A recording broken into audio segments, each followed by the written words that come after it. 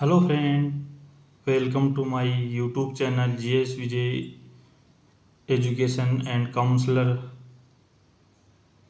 कैसे हो आप सब? आशा करता हूँ कि सब ठीक होंगे। सब अपनी अपनी पढ़ाई में व्यस्त होंगे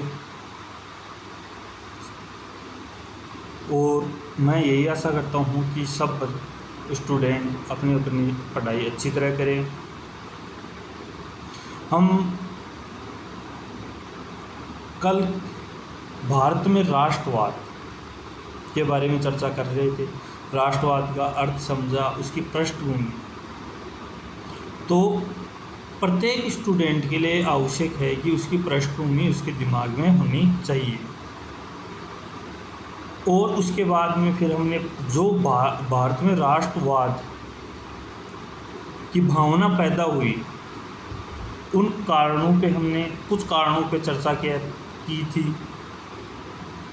और हमने देखा था कि सर्वप्रथम राष्ट्रवाद का उदय प्रथम अभिव्यक्ति जो अभिव्यक्ति थी या लोगों के द्वारा मांग थी, वो 1789 में फ्रांस की क्रांति के दौरान देखा गया।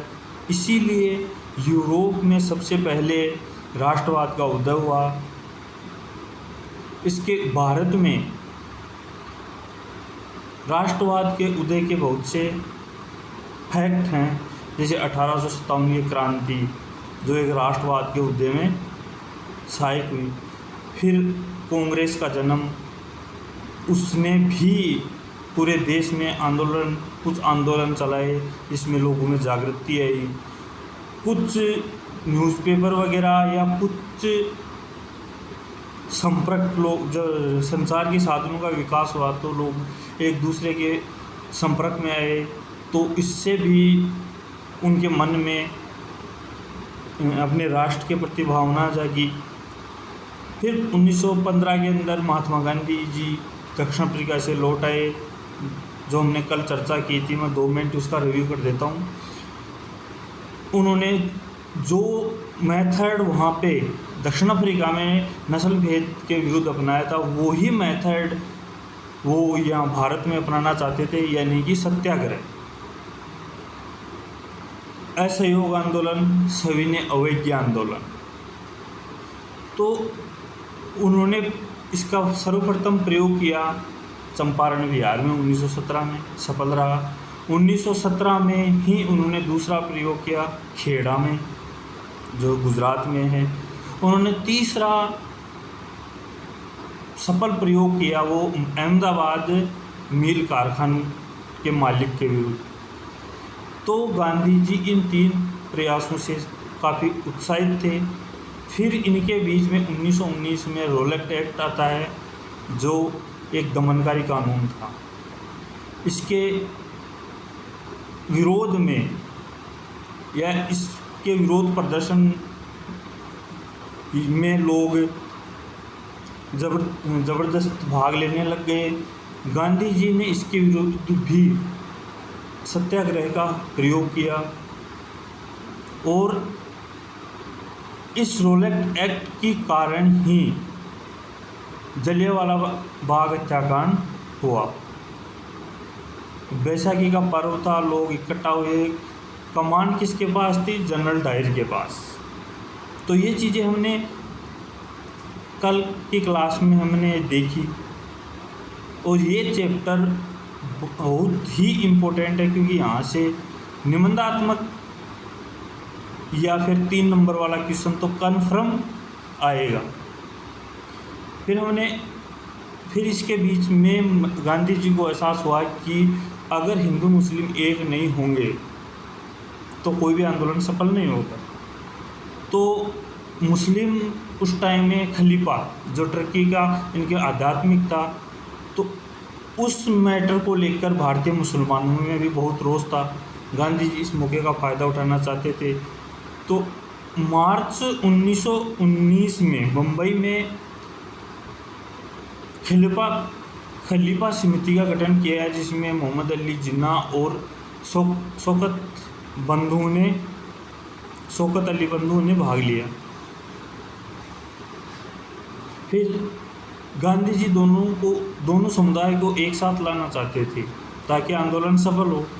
तो उन्हीं के प्रयासों से दिसंबर 1920 कांग्रेस के कलकत्ता अधिवेशन में दोनों आंदोलन एक साथ चलाने की अनुमति दे दी गई। तो बच्चों ध्यान रखना, क्वेश्चन इस चैप्टर से बहुत से ऑब्जेक्टिव क्वेश्चन निकल रहे हैं, बहुत से ऑब्जेक्टिव क्वेश्चन हैं। तो कृपया पढ़ते वक्त दिमाग में ज़्यादातर जो इसके क्वेश्चन निकलते हैं वो हैं ऑब्जेक्टिव, वन लाइनर और एक रिक्तान पूर्ति। तो प्यारे साथियों, इसका विशेष ध्यान रखना। फिर इसके आगे असहयोग आंदोलन चला। तो असहयोग आंदोलन में एक बुक दे रखी है, हिंद स्वराज्य, जो महात्मा गांधी की बुक है। 1909 में ये प्रकाशित हुई। तो महात्मा गांधी ने इस बुक में स्पष्ट कहा है कि भारतीयों के सहयोग से ही अंग्रेज राज स्थापित हुआ है या इनका शासन चला है, और भारतीय लोग अगर अपना सहयोग वापस ले ले तो ये उखड़ जाएंगे। तो असहयोग आंदोलन एक विचार, एक आंदोलन में तब्दील हो गया। 1920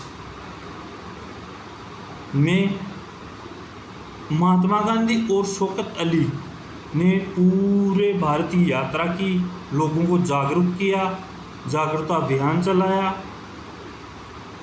इसके कांग्रेस, एक चीज़ वो है, कांग्रेस के बहुत से लोग आशंकित थे क्योंकि उस टाइम में विधान परिषद के चुनाव थे। लेकिन गांधी जी ने कैसे भी करके 1920 के नागपुर अधिवेशन में समझौता हुआ और असहयोग आंदोलन चलाने पर मोहर लगा दी। जनवरी 1921 में असहयोग आंदोलन की शुरुआत हो गई। अब हमें ये देखना है, और 2022 के पेपर में एक क्वेश्चन आया था, असहयोग आंदोलन का शहरों में क्या प्रभाव पड़ा, या असहयोग आंदोलन का शहरों में कितना, शहरों में मतलब कितना इफेक्ट हुआ।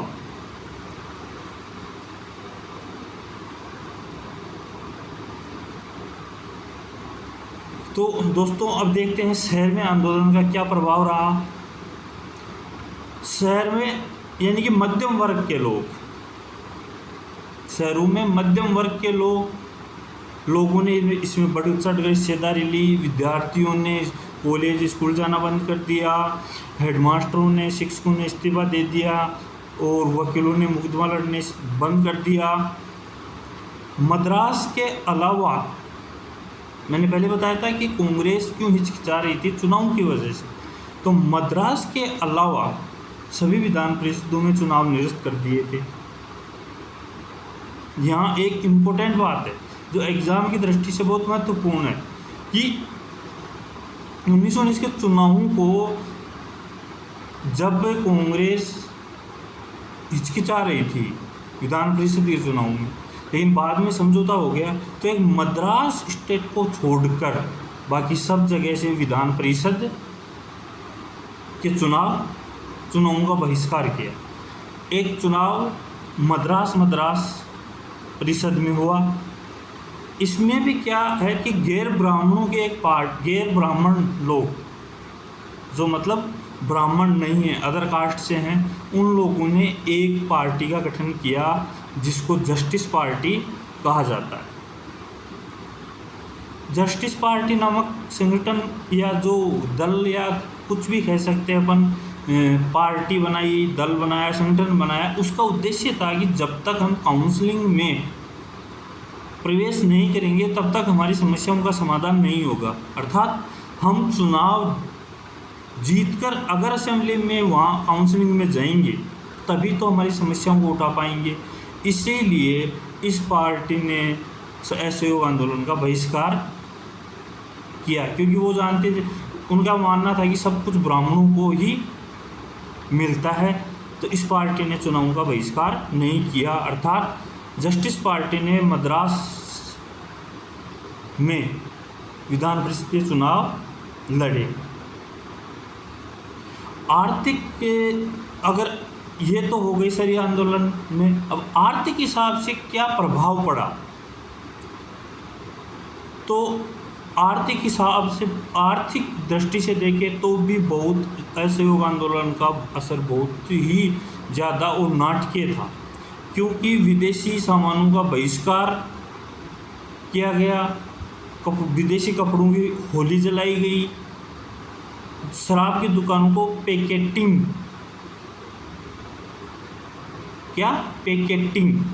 अब ये नया वर्ड है जो एग्जाम में ऑब्जेक्टिव क्वेश्चन में या वन लाइनर में तो नहीं आएगा, ऑब्जेक्टिव क्वेश्चन या फिर रिक्त स्थान पूर्ति में पहुंच सकता है कि पैकेटिंग क्या है। तो इस क्वेश्चन को प्यारे विद्यार्थियों ध्यान में रखना कि पैकेटिंग का अर्थ यह है कि आप सरकारी स्कूलों के विद्यार्थी मतलब जो भी प्रदर्शन या विरोध का एक ये जो पैकेटिंग है ये एक प्रदर्शन या विरोध का एक साधन है। इसमें किसी दुकान, फैक्ट्री या दफ्तर के भीतर के जाने के रास्ते बंद कर दिए गए लोगों के द्वारा। तो पैकेटिंग का मतलब समझ गए कि ये भी एक विरोध या आंदोलन करने का एक माध्यम था, जिसके अनुसार दफ्तर, कार्यालय, शराब की दुकानें, फैक्ट्री, इन सब में जाने का रास्ता बंद कर दिया। तो मेरे प्यारे विद्यार्थियों इस शब्द को अंडरलाइन कर लेना, वेरी मोस्ट इम्पोर्टेंट है कि पैकेटिंग, क्योंकि ये एक वर्ड आप देखते हैं कि एग्जामिनर जब एग्ज़ाम का पेपर बनाता है तो वो अपने मन से नहीं, पूरा सिलेबस उसके सामने होता है, किताबें उसके सामने होती हैं, तो वो जैसे नया वर्ड आया पैकेटिंग, तो वो इसको पैकेटिंग को वन लाइनर में भी उठा सकता है, ऑब्जेक्टिव में भी ले सकता है, प्लस रिक्त स्थान पूर्ति वाले में भी ले सकता है। तो प्यारे विद्यार्थियों 5 पैटर्न के क्वेश्चन आते हैं, मैं बार बार समझा रहा हूँ, क्वेश्चन पैटर्न ध्यान में रखना। पढ़ते वक्त आपका ध्यान में ये रहना चाहिए कि आप पढ़ रहे हैं तो आपके माइंड में ये भी होना चाहिए कि हाँ भाई यहाँ पे ये क्वेश्चन बन सकता है। क्यों? क्योंकि इसमें थोड़ी डेट्स हैं, जो आंदोलन चल रहे हैं ना उनमें कुछ डेट्स हैं और कुछ कांग्रेस के अधिवेशन हैं, 20 का अधिवेशन है, आगे भी और भी आएंगे, तो वो मैं PDF बना के मेरे टेलीग्राम ग्रुप पे डाल दूँगा। तो आर्थिक दृष्टि से इतना नुकसान हुआ कि जो राजस्व जो कीमत थी 102 करोड़ से घटकर 57 करोड़ रह गई, यानी कि बहुत से व्यापारियों ने उनसे माल खरीदना बंद कर दिया। आयातित कपड़े, मतलब जो कपड़े आयात होते थे इंग्लैंड से, उनको पहनना बंद कर दिया। तो जाहिर सी बात है व्यापार पर बहुत बुरा प्रभाव पड़ा, इसलिए जो आमदनी थी वो आधी रह गई। तो लोगों ने विदेशी कपड़ों को छोड़कर भारत में बने खादी के कपड़ों को पहनना शुरू किया। तो इससे क्या है कि भारतीय में जो उद्योग थे, हथकरघा, ये उनमें उत्पादन बढ़ने लगा। लेकिन फिर एक समस्या थी दोस्तों, प्यारे विद्यार्थियों, एक समस्या थी कि ये आंदोलन धीमा पड़ने लग गया। अब समस्या कहाँ की क्रिएट हुई? आंदोलन धीमा क्यों पड़ा गाँवों में ना शहरों में? कि जो कपड़ा खादी का ये भारत में कारखानों या हथकरघा से बनाए जाते थे वो महंगा था, और जो बाहर से आयातित कपड़ा था वो उसके मुकाबले सस्ता था। तो गरीब लोग भारत में बने हुए कपड़े को अफोर्ड नहीं कर सकते। तो इस कारण ये आंदोलन शहरों में धीमा पड़ने लग गया। ब्रिटिश संस्थान के बहिष्कार से भी समस्या पैदा होने लगी।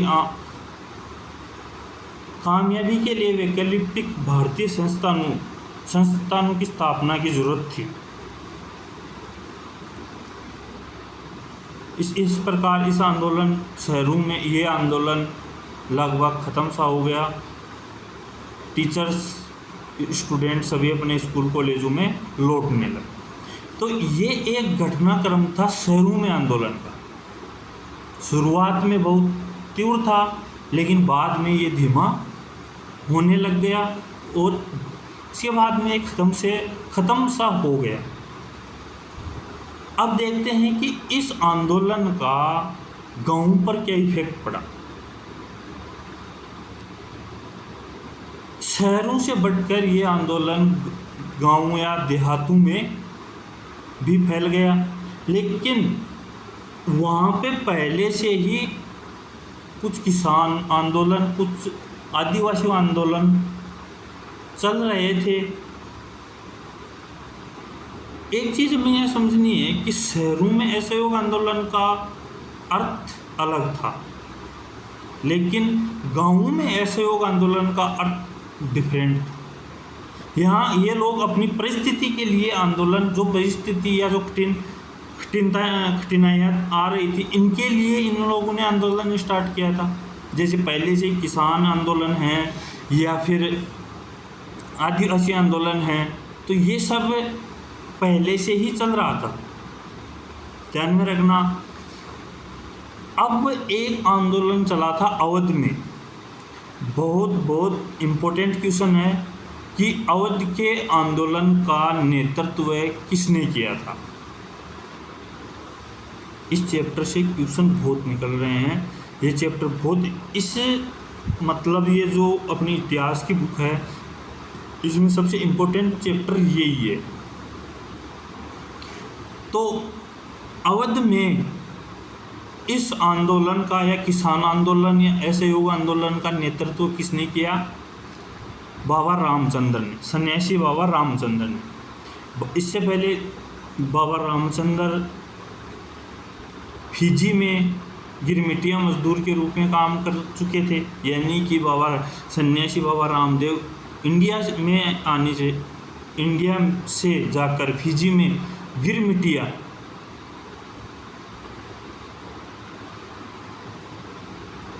गिरमिटिया मजदूर के तौर पर काम किया।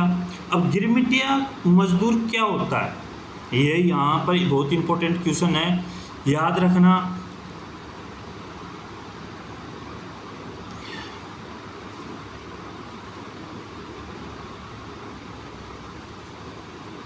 लाइट डाउन कैसे हो गई? गिरमिटिया मजदूर क्या मतलब हो गया? औपनिवेशिक शासन के दौरान बहुत सारे लोगों ने काम करने के लिए फिजी, गयाना, वेस्ट इंडीज़ स्थानों पर ले जाया गया। यहाँ से भारत से लोगों को काम या मजदूरी करने के लिए बाहर ले जाया गया।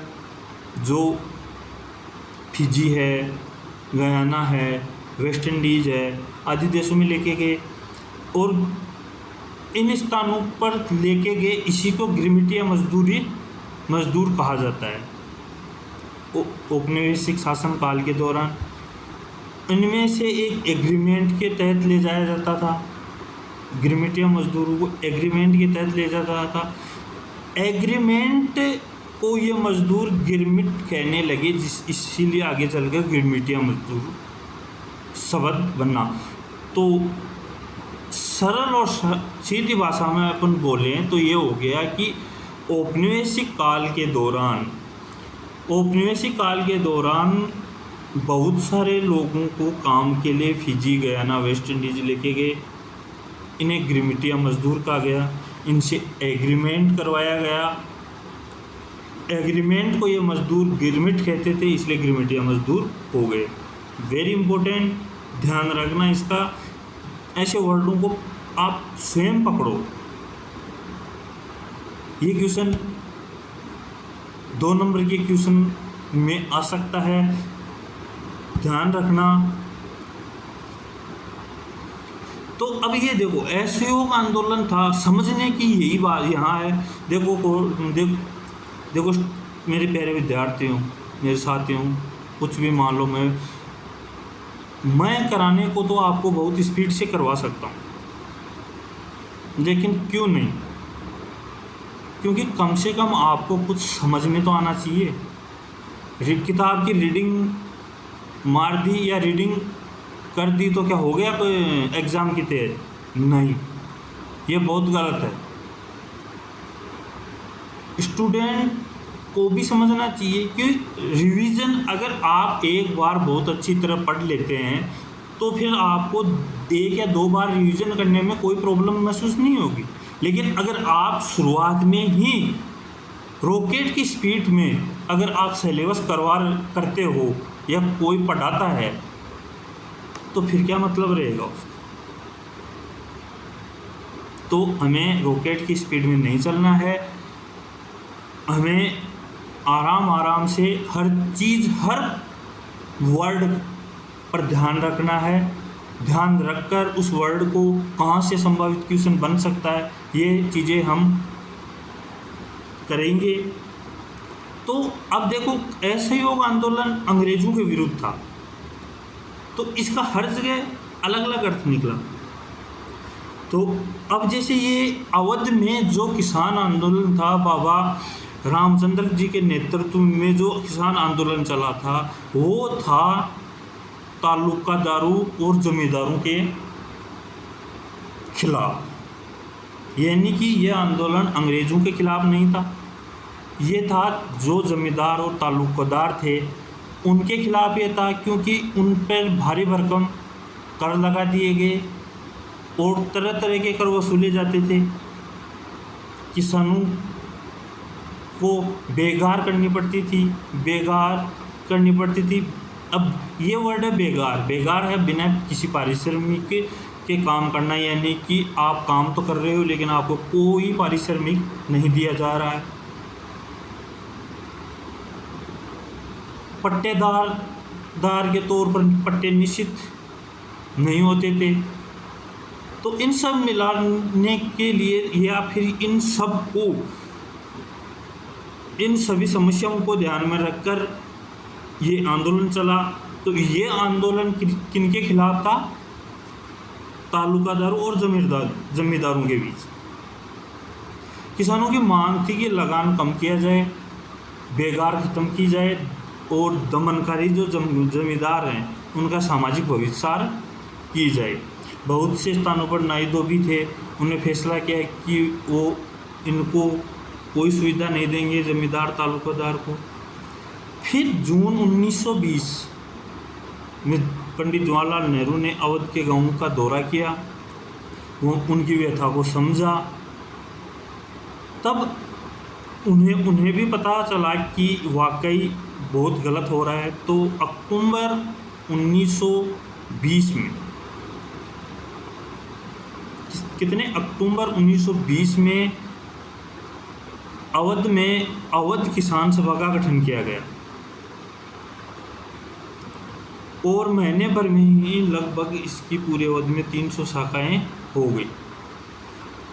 जब असहयोग आंदोलन शुरू हुआ तो कांग्रेस के अवध के किसानों को इस आंदोलन में शामिल करने का प्रयास किया, लेकिन किसानों ने आंदोलन के ऐसे स्वरूप विकसित हो चुके थे कि वो कांग्रेस के नेतृत्व से खुश नहीं थे।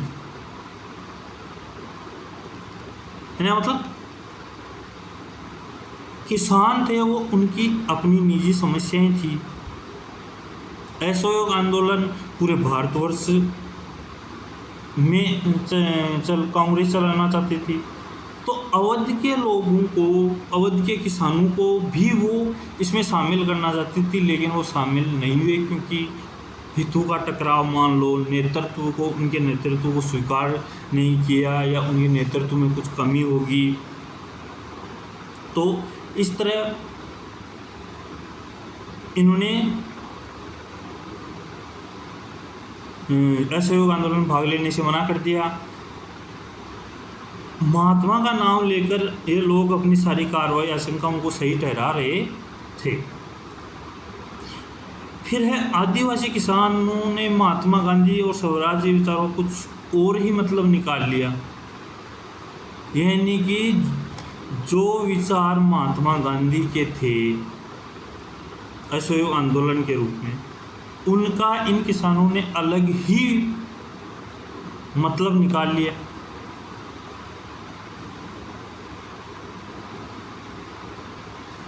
उदाहरण के लिए एक उदाहरण है आंध्र प्रदेश। आंध्र प्रदेश में है गुडिमा पहाड़ी। तो 1920 के दशक में यहाँ एक उग्र गुरेला आंदोलन फैल गया, जो कांग्रेस इसको स्वीकार नहीं कर सकती थी। तो हर जगह गांवों में लोगों ने असहयोग आंदोलन का अलग अलग अर्थ निकाला। उनको अपनी समस्याओं, निजी मतलब जो भी वहाँ की समस्याएं थी, उन समस्याओं को जोड़कर उसका अर्थ निकाला। और एक क्वेश्चन और है, बारदोली किसान आंदोलन का नेतृत्व किसने किया था? सरदार वल्लभ भाई पटेल ने। कब? 1928 में। तो इस तरह देखते हैं कि असहयोग आंदोलन गांवों में भी धीमा पड़ने लग गया। तो अब ब्रिटिश गवर्नमेंट एक्शन लेने लग गई। बड़े बड़े जंगलों में लोगों को आवाजाही मना कर दी, क्योंकि लोग वहाँ पे मवेशियाँ चराते थे या फल फूल कंद मूल या लकड़ी जलाने के लिए इकट्ठा करते थे। तो इन पर पाबंदी लगा दी गई। जब सरकार ने रोड निर्माण का कार्य निर्माण के लिए बेकार करने के लिए मजदूरों को मजबूर किया, यानी कि पहले तो उनको जंगलों में जाने से रोका, उनके मवेशियों को मतलब वहाँ चराने जाते थे उनको रोका, और फिर उन्होंने सड़क बनाने के लिए बेगार पर मजबूर किया। तो लोगों ने विरोध किया। बेगार का मतलब है बिना पारिश्रमिक।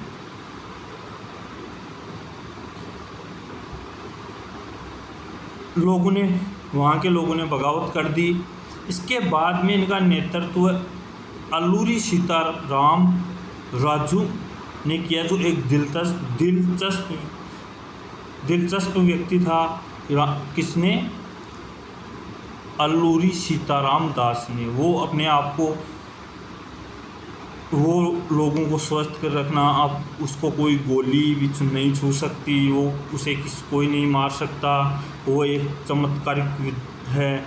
तो ये सब बातें, वो एक दिलचस्प बात उसके बारे में बातें थी। वो महात्मा गांधी से प्रभावित, आंदोलन से प्रभावित था, तो उसने इस आंदोलन का नेतृत्व किया। लोगों ने खादी पहनने और शराब छोड़ने के लिए प्रेरित किया गया। इस कारण वहाँ पे पुलिस और लोगों के बीच में झगड़ा शुरू हो गया। 1924 में अल्लूरी सीताराम राजू को फांसी दे दी गई। तो ये था गाँवों में प्रभाव।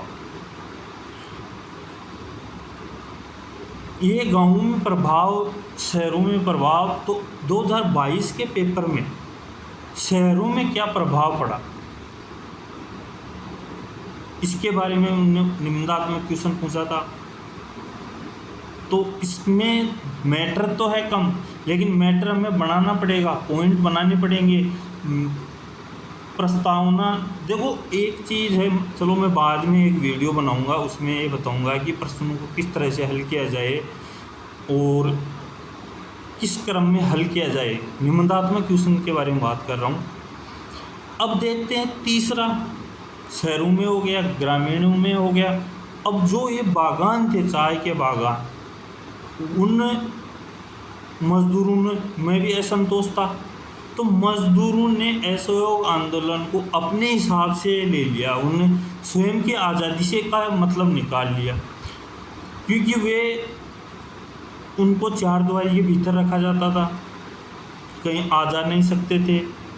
1859 इनलैंड एग्रीमेंट के तहत तहत जो बागान थे उनमें काम करने वालों को घर पर जाने या बाहर निकलने की कोई छूट नहीं थी। कोई बिरले ही वहाँ से निकल पाते थे। तो असहयोग आंदोलन के बारे में उन्हें पता चला तो हजारों मजदूरों ने, क्योंकि इन्होंने अपनी स्वतंत्रता, असहयोग आंदोलन को अपनी स्वतंत्रता समझ ली। तो बता रहा हूँ, शहरों के हिसाब से हुआ, गाँव में, ग्रामीण इलाकों में ग्रामीण अपने स्तर की समस्याओं को लेकर आंदोलन कर रहे थे। बागानों में जो हुआ वो भी खुद स्वतंत्र होना चाहते थे। तो महात्मा गांधी के असहयोग आंदोलन का जब पता चला तो वो भी वहाँ से पलायन कर गए। लेकिन बदकिस्मत अपने गांव के लिए पलायन कर गए। लेकिन उनकी भी बदकिस्मती ये थी कि उन्हें लगा कि अब गांधी राज आ गया है, हम स्वतंत्र हो गए हैं, ये लगाई, और वो वहाँ से बागानों को छोड़कर निकल गए। लेकिन उनकी किस्मत ख़राब थी कि रेलवे और स्टीमरों के भी हड़ताल हो रखी थी, इसलिए वे रास्ते में ही फंस गए। पुलिस ने पकड़ लिया और उनकी बुरी तरह पिटाई की, क्योंकि अंग्रेज निर्दय तो थे ही। तो इस प्रकार हम देखते हैं कि मोटे तौर पे इस आंदोलन का स्थानीय स्तर पर या फिर ग्रामीण स्तर पर या फिर अलग अलग जगहों पर इसका अलग अलग अर्थ निकाल के आंदोलन चलाया गया। पहली बात तो ये हो गई, बागानों में काम करने वालों ने अपनी स्वतंत्रता को समझ कर आंदोलन में लिया। ग्रामीण इलाकों में तालुकेदार और जमींदारों के विरुद्ध था। तो ये आंदोलन हर जगह अपने अपने हिसाब से अपनी क्षेत्रीय समस्याओं को ध्यान में रखकर चल रहा था। तो इस प्रकार हमने देखा असहयोग आंदोलन वेरी इंपॉर्टेंट, जो अपने कोर्स में दे रखा है। और फिर आता है, ये नाम ध्यान रखना, अल्लूरी सीताराम राजू है, सन्यासी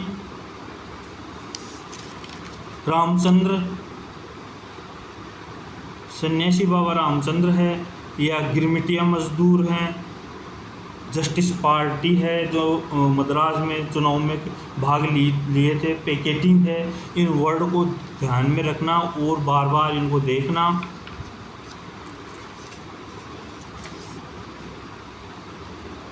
फिर असहयोग आंदोलन अपने चरम पर था और अंग्रेजों में भी इसके लेकर बहुत भय था। लेकिन एक घटना ने इस आंदोलन को बंद कर दिया, जो घटना थी चौरी चौरा कांड 1922। चौरी चौरा कांड 1922 की ये घटना ऐसी थी कि महात्मा गांधी ने असहयोग आंदोलन को रोकने का आह्वान कर दिया। तो ये क्वेश्चन है, किस घटना के कारण असहयोग आंदोलन बंद हुआ? तो इससे कांग्रेसी या और नेता थे वो गांधी जी के लगभग खिलाफ से हो गए, क्योंकि जब वो आंदोलन बहुत चरम पर था उस टाइम में उसको बंद कर दिया गया। तो ये था अपना असहयोग आंदोलन। शहरों गांवों में क्या स्थिति थी। आप YouTube पर बने रहिए, आपका साथी मैं आपको पूरा सिलेबस करवाऊँगा, ट्यूशन सेट तैयार करेंगे, आपके हर कदम पर साथ दूंगा। 14 तारीख से लगभग लाइव क्लासें स्टार्ट हो जाएंगी। जो भी देख रहे हैं, चाहे जो मेरे वीडियो बच्चों के पेरेंट्स देख रहे हैं या फिर बच्चे देख रहे हैं, उनके गार्जियन देख रहे हैं, तो प्लीज़ उनको इस चैनल पर जोड़ें। मेरा मकसद किताब की रीडिंग मारना नहीं है। 2 महीने में होने वाला कोर्स 3 महीने में हो जाएगा, क्या फ़र्क पड़ेगा, लेकिन बच्चे के दिमाग में रटने के बजाय समझने की प्रवृत्ति तो विकसित हो। तो इसीलिए सभी से नंबर निवेदन है, क्योंकि मैंने जो एजुकेशन चैनल चालू किया है GS Vijay education and counsellor, वो सिर्फ और सिर्फ 1 से 12वीं तक के स्टूडेंटों के लिए किया है, ना और कुछ भी इस चैनल में और किसी की भी एंट्री नहीं है। सिर्फ और सिर्फ 1 से लेके 12 तक के स्टूडेंटों की समस्या सुनी जाएगी, चाहे वो BSc का हो, CBSE का हो या RBSE का हो। कमेंट करें, जो भी उनकी समस्या होगी मैं समाधान करने का प्रयास करूंगा। और पढ़ते सब हैं, लेकिन हम थोड़ी सी टेक्निक पढ़ेंगे। पढ़ाई का कोई शॉर्टकट नहीं है। शॉर्टकट तो कॉलेजों में जैसे 1 वीक सीरीज़ थी वो थी, स्कूलों में भी लगभग 1 वीक सीरीज़ आने लग गई और पासबुक हैं, तो उन शॉर्टकट पे नहीं जाना, और आपको मैं जाने भी नहीं दूँगा। क्यों? क्योंकि मैं खुद मेहनत कर रहा हूँ, पिछले 4-5 साल के पेपर का एनालिसिस कर रहा हूँ, फिर क्वेश्चन आए हुए क्वेश्चनों का एनालिसिस कर रहा हूँ, किस पार्ट की क्या इम्पोर्टेंस है वो मैं देख रहा हूँ। तो आप निश्चिंत रहिए,